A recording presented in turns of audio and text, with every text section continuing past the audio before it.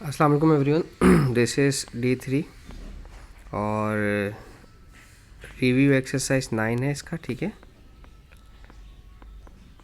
Review exercise 9 और उसका question number 7 हम कर रहे हैं।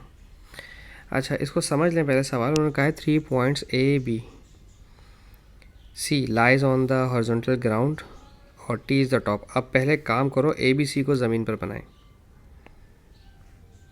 यह आपका ABC है। ठीक है, A इधर लिखा हुआ है, B इधर लिखा हुआ है और C यहाँ लिखा हुआ है। ठीक है, ये ज़मीन पर बना हुआ है। ठीक है, और इस पर एक परपेंडिकुलर आपने यूं खड़ा किया है T। ये नॉर्थ है मेरा। ठीक है, अभी नॉर्थ नहीं है, हमारा T है। ठीक है, नॉर्थ की हम बात बाद में करते हैं। ठीक है, ये हमारा T है। तो जाहिर सी बात है, ये भी 90 डिग्री है और ये भी 90 डिग्री। ठीक है, और फिर इसके बाद इन्होंने इसको इस तरह से जोड़ दिया है, यहाँ पर ज्वाइन कर दिया इनको आपस में। ठीक है, ये हर तरफ ये वॉल्स हैं, इनको वॉल्स कंसिडर कीजिएगा। ये जो मैंने परपेंडिकुलर खड़ी की है ना, ये यूँ कंसिडर कीजिएगा कि ये वॉल्स हैं आपकी। ठीक है, ये वॉल्स खड़ी हुई हैं, सही है, इनको वॉल्स कंसिडर करें। ठीक है, अच्छा, और ये हमारा बेस है। ठीक है, ये हमारी बेस लाइन है। सही है, ठीक है। अच्छा, अब आ जाते हैं क्वेश्चन के ऊपर। कहते हैं द बेयरिंग ऑफ, अच्छा, यानी कि TAB एक अलग ट्रायंगल और राइट एंगल ट्रायंगल बन रहा है TAB हमारे पास।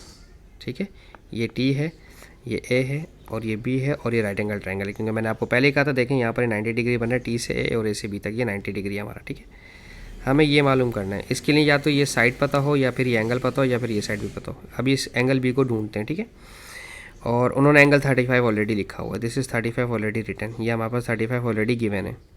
तो अब मुझे सिर्फ या तो हाइपोटेन्यूज मिल जाए TB या मुझे AB मिल जाए। चलो आओ क्वेश्चन के अंदर वापस आते हैं। अच्छा, AB मुझे मिल सकता है कुछ इस तरह से कि, आ जाओ जी, समझ आ गया मुझे।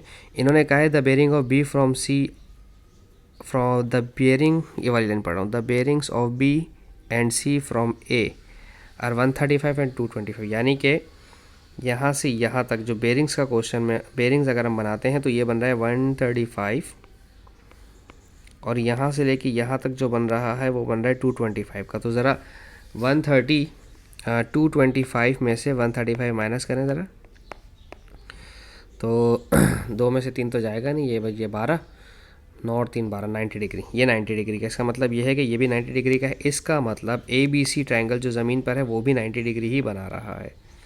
ठीक है, A, B और C ये भी 90 डिग्री बना रहा है, यहाँ पर 50। ठीक है, ओके, और मुझे ये वाला एंगल किसी तरह से अगर पता चल जाए तो मैं AB निकाल सकता हूँ। ठीक है, अब आ जाते हैं बेयरिंग की तरफ थोड़ा सा।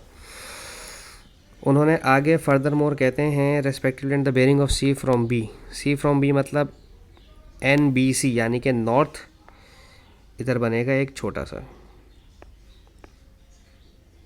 ठीक है, यहाँ पर मैं इसको उठा के यहाँ प्लेस करता हूँ। B पर एक नॉर्थ बनेगा हमारा प्रॉपर तरीके से।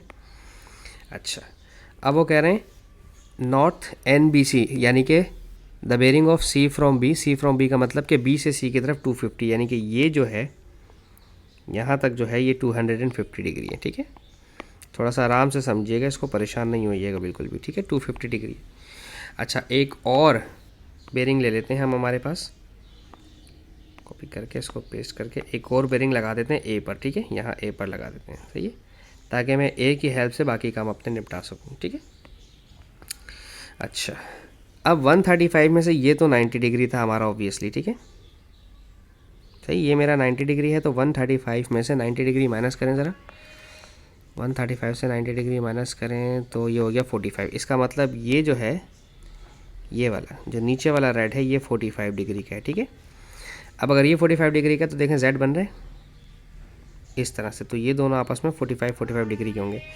तो सर ये वाला मेरा सिर्फ ये ऊपर वाला है 45 डिग्री का। ठीक है, अच्छा, अब देखें, अगर आप एरो देखें मेरा तो 250 है। ठीक है, ये जो एरो जहाँ आके रुका है वो है 250, और ये जो बेयरिंग मेरा कंप्लीट होता है, ये होता है 0 का, ये होता है 90 का, ये होता है 180 डिग्री का, ये होता है 270 डिग्री का।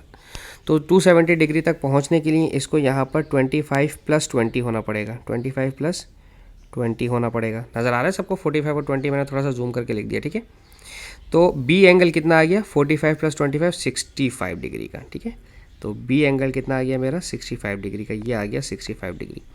अब इस ABC ट्रायंगल के अंदर मुझे सिर्फ ये चाहिए, ये मेरी है एडजेसेंट और ये मेरा है हाइपोटेन्यूस, तो ये होता है cos 65 degree AH adjacent upon hypotenuse. Hypotenuse है 50, कॉस 60 को यानी कि AB मालूम करने के लिए 50 की वैल्यू जो है साइड, उसको कॉस 65 से मल्टीप्लाई करो। कितना आंसर है? 21.13। ओके 21.13। ठीक है सर, ये आ गया 21.13 जो मुझे यहाँ लिखना है AB में 21.13। ठीक है, अब ये चूँकि राइट एंगल ट्राइंगल था तो इसमें मेरे पास ये एडजेसेंट है मेरे, क्योंकि यहाँ पर दोनों साइड्स हैं, और ये मेरा ऑपोजिट है। ठीक है, और OA किस में होता है? टेंजेंट के अंदर होता है। तो टेंजेंट मुझे एंगल दिया हुआ 35 डिग्री, तो मैं लिखूँगा 35, और OA ऑपोजिट मेरा है 80 जो मुझे मालूम करना है, और OA एडजेसेंट है मेरा 21.13। तो इसको 21.13 से मल्टीप्लाई करवाना है। 21.13 को टेंजेंट 35 से मल्टीप्लाई करवाएं प्लीज़।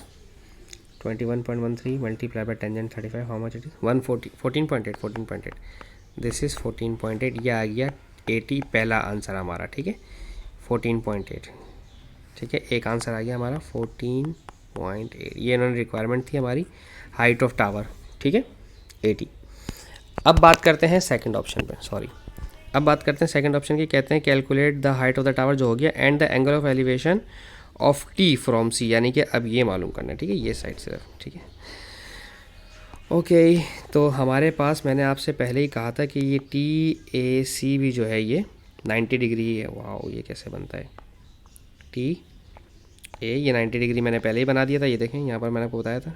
सिर्फ आपको ये समझ में नहीं आ रहा होगा कि ये ट्रायंगल बने कैसे। ठीक है, बस ये अगर समझ आ जाता तो मसले ख़त्म था। अब मुझे ये चाहिए। ठीक है, एंगल C चाहिए, ACT, और 80 मेरा है 14.8। मुझे या तो हाइपोटेन्यूस गिवन हो, या मुझे ये हाइपोटेन्यूस निकल सकती है। अगर मेरे पास ये एंगल गिवन हो किसी तरह से, पहले तो मुझे साइड AC चाहिए। ठीक है, और साइड AC मुझे कहाँ से मिलेगी? यहाँ से मिलेगी साइड AC, ये यहाँ से मिलेगी साइड AC। ठीक है ना, चूँकि मैं पाइथागोरस थ्योरम इस्तेमाल कर सकता हूँ, मेरे पास AB आ चुका है 21.13। ठीक है, तो मैं काम करने लगा हूँ, मैं लगा रहा हूँ पाइथागोरस थ्योरम 50 का स्क्वायर माइनस 21.13 का स्क्वायर, और इस पर लगा रहा हूँ रूट साइड AC के लिए, क्योंकि 90 डिग्री ना, ये पूरा ट्रायंगल मेरा 180 डिग्री उसका है, राइट एंगल ट्रायंगल, तो पाइथागोरस थ्योरम अप्लाई हो सकता है। तो स्क्वायर रूट 50 का स्क्वायर माइनस, हाइपोटेन्यूस है तो माइनस होगा, 21.13 का स्क्वायर, ये शो कर रहा है 45.13। तो मैं इसको लिख देता हूँ AC की साइड 45.13। ठीक है, यहाँ आ जाते हैं, AC के ऊपर लिखते हैं 45.13। ठीक है, अब चूँकि ये 90 डिग्री है, तो अब मेरे पास एडजेसेंट और ओपोजिट है, तो इसका मतलब ये है कि टेंजेंट लगाना पड़ेगा। ठीक है, तो टेंजेंट एंगल C, ठीक है, tangent C is equals to OA opposite upon adjacent. Adjacent कितना है मेरा? 45.13। टेंजेंट मल्टीप्लाई करा तो वहाँ जाकर इन्वर्स हो जाएगा। ठीक है, तो एंगल ACT जो मुझे चाहिए, टेंजेंट इन्वर्स 14.8 डिवाइड बाय 45.13। ठीक है, अच्छा कहाँ गया ये? Tangent inverse 14.8 divided by 45.13, 18.15। ठीक है, ये आ गया एंगल ACT आ गया 18.15। ठीक है, तो ये सेकंड रिक्वायरमेंट जो थी वो आ गई हमारे पास 18.15 डिग्री। ठीक है, तो इसके साथ ही हमारा क्वेश्चन ख़त्म हुआ है। होप सो मैं आपको समझाने में कामयाब रहा हूँ। शेप को अलग अलग करके देख लीजिएगा, पूरा मैंने आपके सामने स्क्रीन छोड़ दिए, चाहें तो स्क्रीनशॉट लेना, चाहें तो स्क्रीनशॉट ले लें, वरना जैसे आपको आसानी हो। ठीक है, thank you so much for watching my channel. Allah हाफिज़।